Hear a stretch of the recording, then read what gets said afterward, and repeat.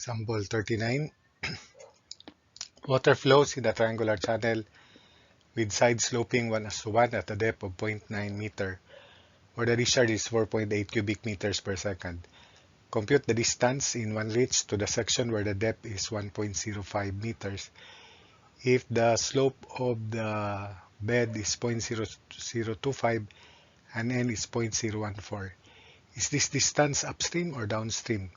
Make sure that the normal depth and the normal critical depth do not cross this depth changes from 0.9 to 1.05.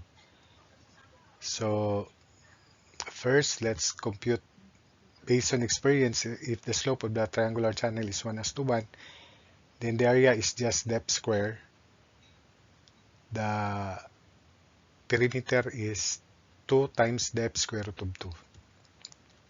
So delta x is specific energy at 1 minus specific energy at 2 all over S minus SO. So let's assume that the deeper depth is in the downstream side and the shallower depth is in the upstream side.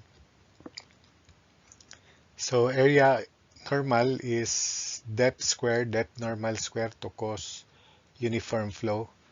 Let's check if it crosses this depth changes range. Perimeter is 2d normal square root of 2.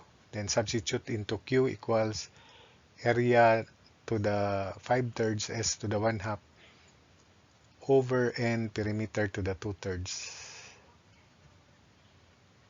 So 4.8 equals d sub n to square raised to 5/3, 0.0025 raised to 1/2. So we use the slope of the bed because we compute for the normal depth corresponding to uniform flow.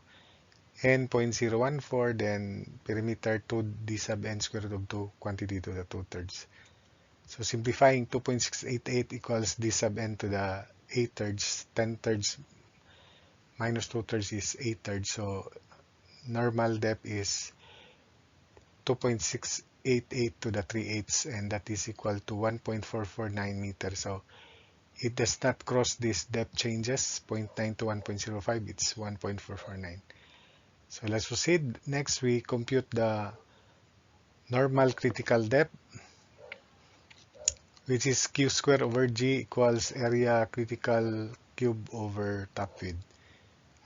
So where the area critical is still D critical square,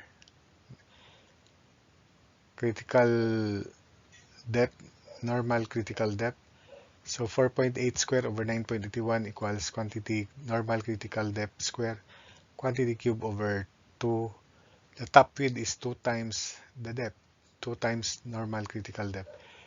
So 2 times 4.8 square over 9.81, then raised to 1/5 because 6 over 1 is d sub c n to the 5th, so raised to 1/5. So the critical normal depth is 1.363 meters, so it's also outside this depth changes from 0.9 to 1.05. So let's proceed. Area 1 is 0.9 square, so it is equal to 0.81 square meter. Area 2 is 1.05 square, 1.1025 square meter. Then hydraulic radius 1 equals 0.81 over 2 times 0.9 square root of 2. This is the perimeter at section 1, 0.3182. Hydraulic radius 2 is 1.1025, area 2 over 2 times 1.05 square root of 2. So 0.3712.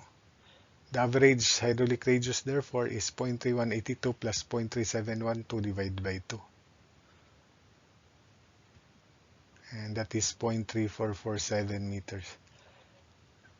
Mean velocity 1 is Q over area 1, so 4.8 divided by 0.81, so 5.926 meters per second.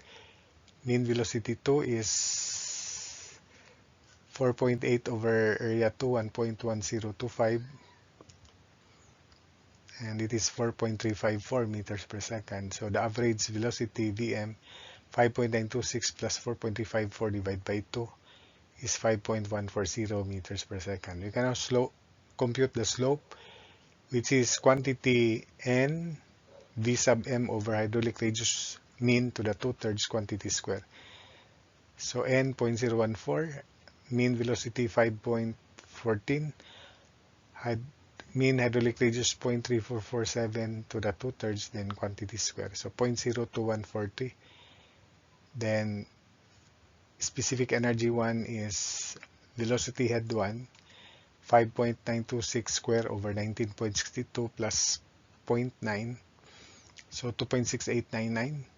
Specific energy 2 is 4.354 square over 19.62 plus 1.05, so 2.0162. So substitute here delta x 2.6899 minus 2.0162 divided by s 0.0213 minus 0.0025. If this is positive, our assumption that the depth of 1.05 is downstream is correct. If negative, it's the opposite way. So 35.59 positive, so meaning the section where the depth is 1.05 meters is downstream from this section with depth 0.9 meters, and that's the distance.